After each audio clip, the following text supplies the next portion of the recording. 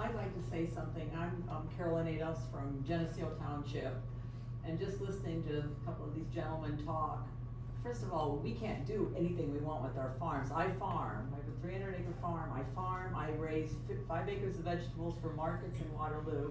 So first of all, you think this isn't gonna hurt anything. Well, I am outside all the time. I'm gonna be hearing this all the time, seeing it. I have cattle. I don't know how that's gonna work. I've heard stories, you know, I don't even wanna think about that. But the government does control what we do out here. There's set aside, there's water, we can't do whatever we want with our water. We've gotta be careful. The government does control a lot of different things.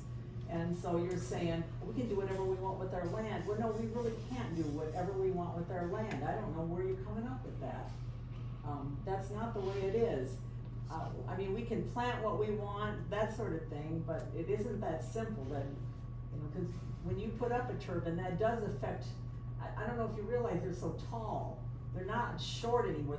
You're talking about windmills. They're not windmills anymore. They're not little windmills you have on your farm. They're huge. And you're gonna see them all over, you're gonna hear them. We're talking about, it doesn't matter about eagles. Well, what does matter then? You know, I want my kids to come back to my farm. I already had a kid that's in Minnesota, would have maybe moved here. There was a place for sale, Larry knows about it, maybe would have moved, but oh, there might be a turbine there, so didn't move here.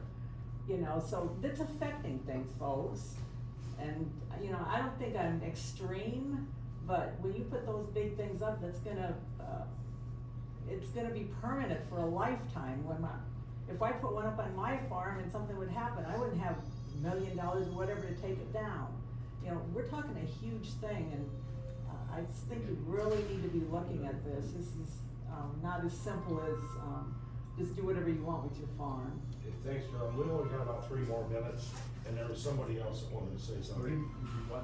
Yeah, about more or less the efficiency, like the turbines. These things are pretty much, they're kind of proposed to be this green, perfect, super efficient form of energy. They're not. And the capacity factor, you go on energy.gov, the capacity factor of nuclear is like in the 90s, like 97, 90, I don't really know, my phone's set up here, but like 90-some%. Wind is like in the 30s. I mean, wood, we can more efficiently get energy out of wood than we can out of a wind turbine. Because wood is in like 64%, something in that nature, and solar is less than that. And the thing is, just because when it's running there and spinning and you can't see any greenhouse gases, you have to refine all the materials that go into that.